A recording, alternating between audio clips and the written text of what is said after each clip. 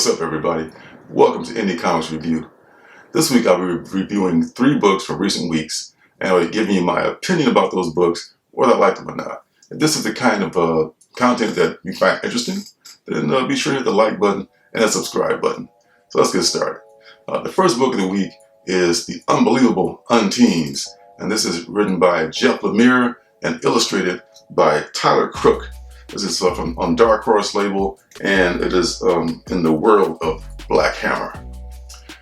Jane Ito is the indie comic artist that we're focusing on here. She's a cartoonist. She lives in a studio apartment, she works a day job, and she eats a lot of ramen. This is something that many of us, well, I should say most of us, indie comic artists are very familiar with. Jane has this comic called The Unbelievable Unteens. And she lives in Spiral City. That's the center of the Black Hammer universe. One night after coming home from a Comic-Con, she's working hard in her studio trying to make deadline when she's startled by what she thinks is a fan in her apartment. Upon closer examination, it turns out to be one of her characters come to life. His name is Jack Sabbath, and he is now a ghost. Jack explains to Jane that the Unteens are real, and somehow she's one of the group. Her name was Strobe, and she has the power of light. And she somehow lost her memory of being a member of their group, and Jack implores her to help him find the other members of the group. Man, Black Hammer must occupy a huge space in Jeff Lemire's head because he's always coming up with more and more interesting characters in this universe. Once again, I have to thank my LCS for letting me know about this book because I wasn't aware of it. There are just sometimes so many books out there, they slip through the cracks. You try to stay on top, but sometimes you don't. And kudos to the comic shop owners of knowing what you like, and they can say, hey, how about this book? It's coming out. You might want to check it out. So that's what happened with this one. The story is set in 1997, at least to start with, and it has a great color palette that sets the mood for this book. And I'm curious to see how these characters are going to relate to the other characters in the Black Hammer universe. Lemire may have dropped the ball on silver coin number 4, some of us think at least, but I think this new Black Hammer book more than makes up for it. The next book is Sweet Paprika, and this is on the Image label, and it is written and illustrated by Mirka Andolfo. Sweet Paprika takes place in a world populated by demons and warrior angels. It's a mirror image of our world, but all the inhabitants are either one of these two groups. Paprika is a devil or demon, and she was raised by a mom that's very open-minded and a dad that's super repressed when it comes to sex or any talk of sex. This has affected Paprika's view of sex and of herself. She has this corporate job that she throws herself into so she doesn't have to think about how frustrated she is. All the other lady demons have the hots for this studly delivery boy who brings packages every day. But Sweet Paprika won't let herself be interested in such things. That delivery boy is beneath her, and she's way too busy to be bothered with such nonsense, or at least that's what she tells herself. And the issue, as issue number 1 winds down, I should say, Paprika is doing what she does best and loves most, sitting in bed with her laptop, working, when she gets a disturbing phone call.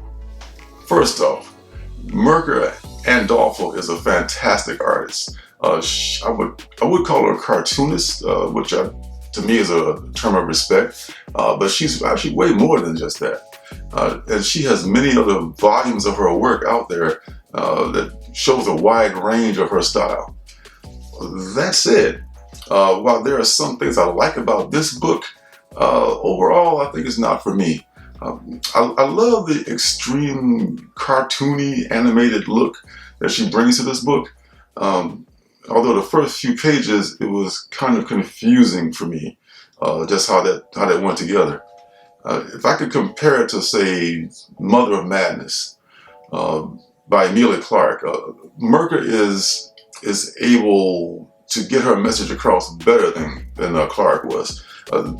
This message, or at least this book, subject matter is a little bit lighter than that of Mom, but the difference is how the message is delivered. There's really no need to break the fourth wall unnecessarily in this book, which is one thing I like. At the end of the day, despite having a slew of cool covers, including the Peach Momoko one that I picked up, I probably will not buy number 2 of this book. Last book is Enter the House of Slaughter, and this is from Boom Studios. It's a free comic book day exclusive. It's written by, of course, James Tynion IV and Werther Del Edra. This is basically a preview of the House of Slaughter ongoing series that's going to be coming up in October. It appears to take place in the present day since Erica is an adult.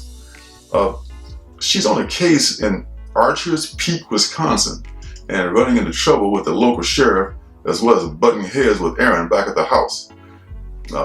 Tynion cleverly uses text pages to move the story along. Usually I don't like when they do that in the middle of the story. I mean, it's fine in the back of the book, as extras, as far as, background of the characters. But in this case, I liked it because they used the official stationery of the House of Slaughter in a lot of those pages, and along with their seal and everything. And they also used redacted transcripts of other pages for their other text pages. I don't think there are any first appearances in this book. If so, I missed them. It's just basically a week in the life of Erica Slaughter, Monster Hunter. Even though this was just a preview, it was 18 pages long, ads and everything, plus ads, I should say, and everything. So it was a full story. But I still found it quite enjoyable. Just watching the goings on of the mechanisms of the House of Slaughter was it was refreshing to read Saturday when I picked this book up. It was the first thing I read when I got home. I did not jump on this series when it first came out. I'm sorry to say. A lot of people, I guess, fell to the same boat. That's why the first issues are worth so much now, because they were low ordered and not many people were up on it.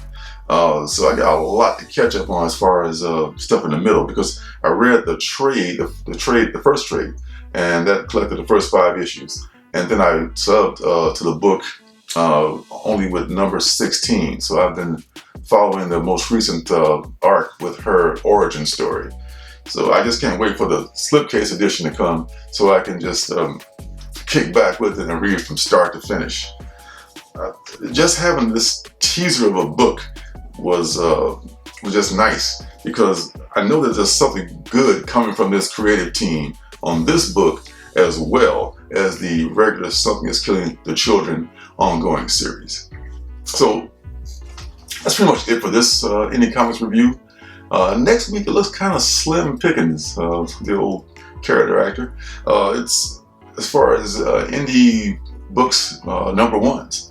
The only thing I'm really kind of looking forward to is from Boom Studios. Eat the Rich number 1 is coming out. It's going to have some nice Jenny Friesen covers. I got one of those coming in the mail already. I'll probably pick up one from the local comic shop just so I can do a review of it. But other than that, it's going to be maybe there's like some Marvel stuff coming out, but I don't raise my expectations from Marvel books that much anymore. I'm just pleasantly surprised when they don't suck. So I'm just probably going to do next week Eat the Rich, and maybe I'll go over some series that I've been reading and that have wrapped up already, and see what I thought about those series. So that'll be it for now. Thanks for stopping by. Be sure to hit the like button, hit the subscribe button, and turn notifications on so you know when I'm making my next video. So until next time, see you guys in the funny papers. Hey, don't forget to subscribe and leave a thumbs up.